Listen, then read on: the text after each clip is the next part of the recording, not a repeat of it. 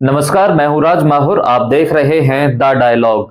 संसद के शीतकालीन सत्र के दौरान तमाम अन्य मुद्दों के बीच जिस एक मुद्दे को लेकर सबसे ज्यादा चर्चा हो रही है वो है एक देश एक चुनाव।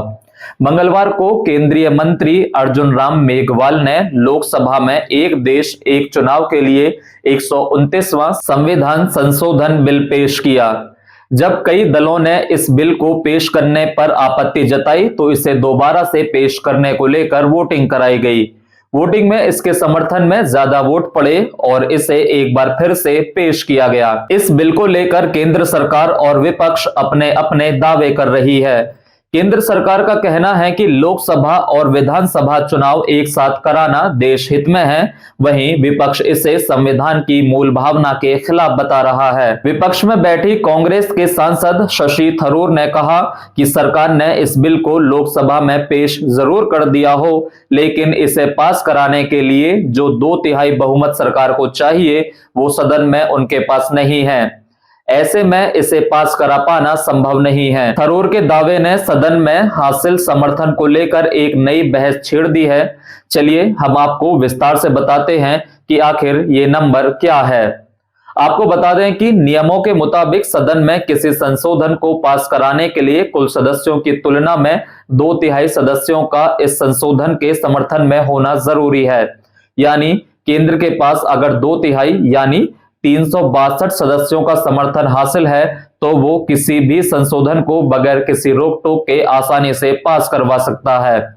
इस बिल को लोकसभा में पेश करने को लेकर जो वोटिंग कराई गई थी उसमें 461 वोट में से केंद्र सरकार के पक्ष में कुल 263 सदस्यों ने वोटिंग की थी, जबकि इसके खिलाफ 198 वोट पड़े थे। हालांकि ईवीएम से पहली वोटिंग में स्क्रीन पर पक्ष में 220 वोट दिखाई दे रहे थे।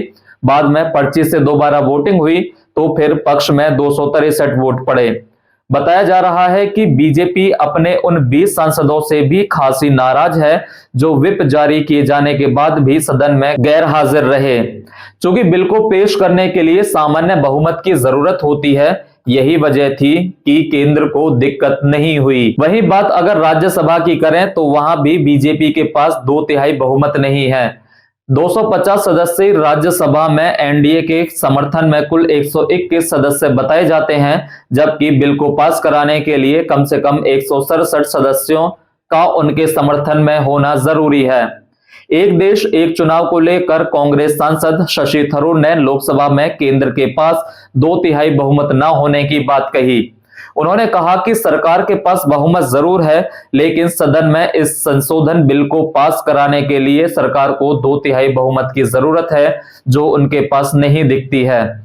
ऐसे में सरकार को चाहिए कि वह इस पर एक देश एक चुनाव बिल पर अधिक समय तक जोर ना दे। नियमों के अनुसार संविधान में इन संशोधनों को लोकसभा में पारित होने के लिए उपस्थित और मतदान करने वाले सदस्यों के 2/3 समर्थन की जरूरत होगी।